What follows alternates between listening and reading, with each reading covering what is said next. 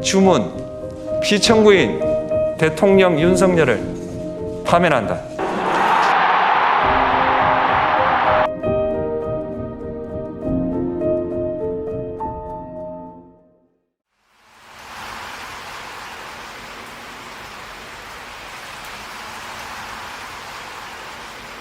대한민국 민주주의의 위대함은 헌법이라고 하는 그 자체에 있는 게 아니라, 제도에 있는 게 아니라 그 제도를 가지고 사는 우리 국민 스스로의 위대함이죠.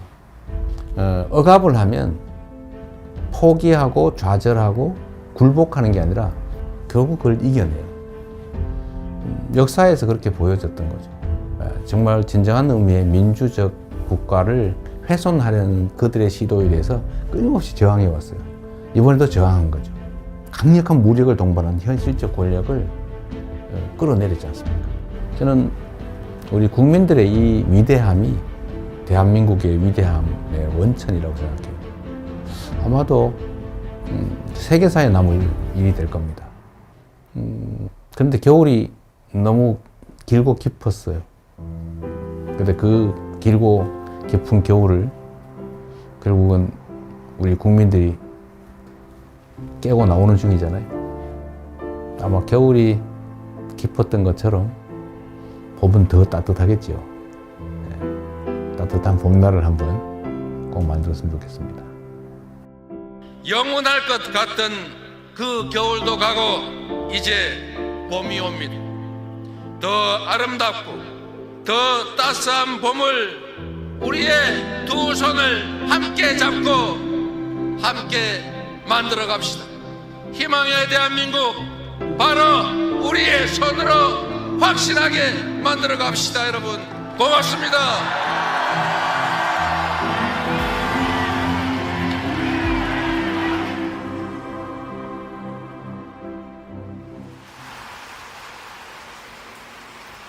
대립 갈등이 지금 아주 크죠. 그런데 그 원인은 뭐냐? 뭐 여러 가지가 있어요. 아주 근본적인 거는 경제적 이유입니다. 먹고 살기가 어려워져서 그래요. 세상 사는 게 힘들어서 그렇습니다. 그런데 왜 그러면 더 잘 살게 됐는데 왜 부족하게 됐냐? 편중됐기 때문이죠. 소위 양극화, 불평등, 격차. 이게 너무 커졌어요. 우리 사회가 총량으로는 과거보다는 더 많은 걸 가지고 있게 됐는데 개별적으로 보면 그게 너무 많이 한 군데 몰려 있습니다. 근데 이게 이제 사실은 갈등의 원인이죠. 지금 우리 경제는 여러 면에서 일종의 사면초가 같은 상태 같습니다. 전 세계적으로 성장률 전체가 떨어지고 있어요. 그리고 경제는 사실 민간 영역만으로는 제대로 유지 발전되기 어려워요.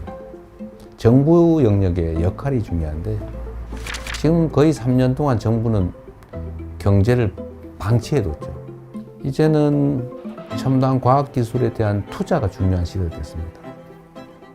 근데 문제는 과학기술의 수준이 너무 높아져가지고 개별 기업들이 감당할 수 없는 상황이 됐어요.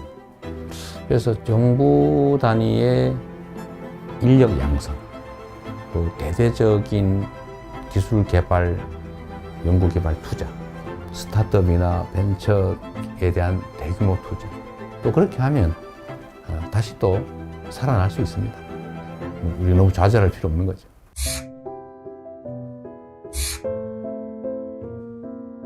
먹고 사는 문제가 가장 중요하다. 이거는 사실은 매우 기능적이고 물질적인 거예요. 고통스럽게 살지 않게 해줘야 한다. 잘 산다라고 하는 건 좀 달라요. 잘사니즘이라고 하면 좀 더 가치지향적이고 좀 정신적이고 고통 없는 삶을 넘어선 더 행복한 삶을 살 수 있는 세상을 만들자. 그런 거라고 봐주시면 되겠어요. 민생 살리는데 색깔이 무슨 의미입니까?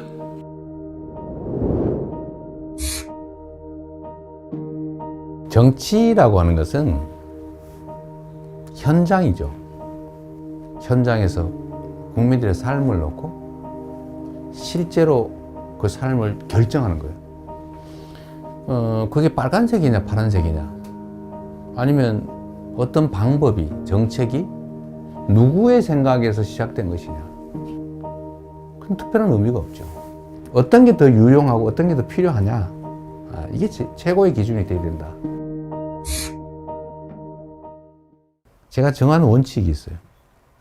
대개의 공직자들의 태도를 보니까 중요하고 큰 일을 고민하느라고 작아 보이는 일들을 미뤄둬요. 그러니까 엄청나게 쌓여요. 공직자는 100만 명이 걸린 일이냐 100명이 걸린 일이냐 하면 이 10,000배로 중요한 일이라고 생각하지만 100명이 걸린 일조차도 그 100명은 목숨이 걸린 거예요.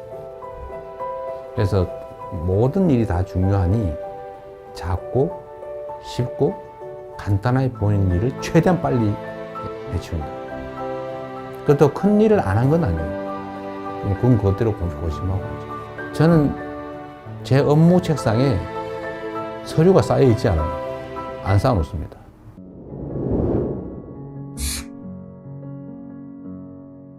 재난이나 아니면 사회적 위기 때 피해를 입는 것은 힘겹고 못 살고 어려운 사람 순이에요. 사실 그 사회의 문화의 수준이랄까, 그 사회에 대한 평가는 약자들에 대해서 얼마나 많이 관심 갖고 지원하느냐에 달려 있어요. 생명 안전을 유지해야 그 다음 단계, 더 나은 삶, 행복한 삶을 꿈꿀 수 있어요. 그래서 국민의 생명과 안전을 지키는 것은 정부가, 국가가 해야 될 가장 중요한 일입니다.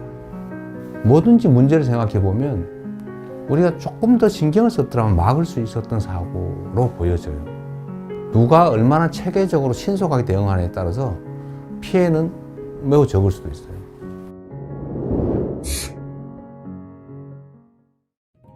현실적으로 보면 우리가 한미동맹 매우 중요하고 또 한미일 협력 관계도 매우 중요하죠.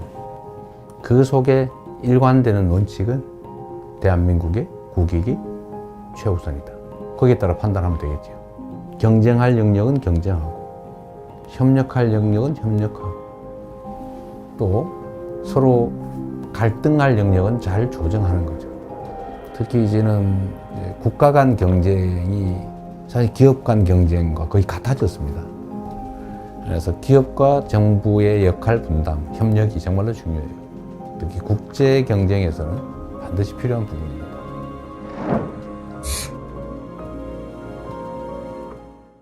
김구 선생이 정말 우리가 먹고 사는 것조차 해결하지 못하는 그 시대에 우리가 꿈꾸는 나라는 문화가 강한 나라다.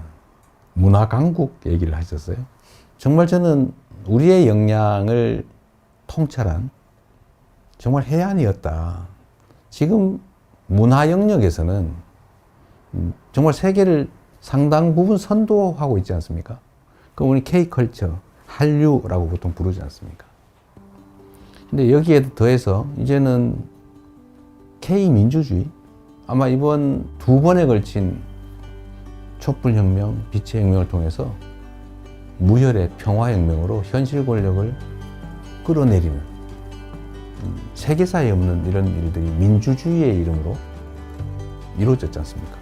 정말로 위대한 민주주의의 힘을 보여준 거죠. 대한민국이 세계를 선도하는 여러 영역들이 있다고 봐요.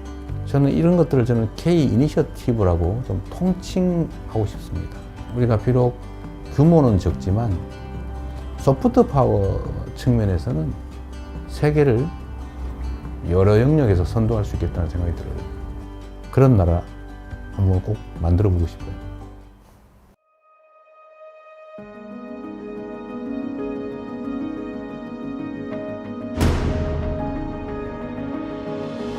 대한민국이라고 하는 이 국호, 국호에는 정말 큰 뜻이 담겨 있죠.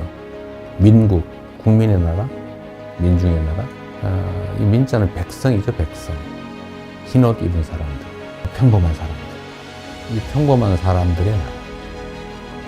그리고 작지만 큰 나라. 많은 사람이 희망을 가지고 행복한 삶을 꿈꾸는 그런 세상이 봄나라 아니겠어요? 진짜 대한민국을 만들고 싶습니다. 그냥 이름만 있는 대한민국이 아니라 진짜 대한민국. 그리고 그 대한민국은 대한국민이 만들어가는 거죠. 그 대한국민의 훌륭한 도구, 최고의 도구, 이재명이 되고 싶습니다.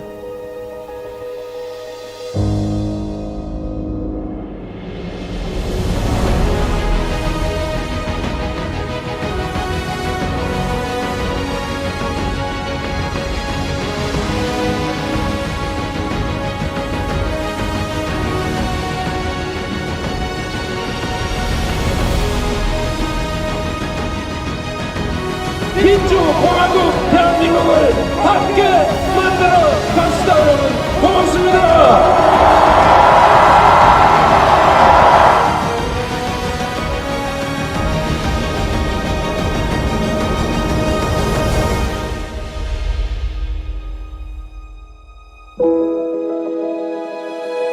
고맙습니다.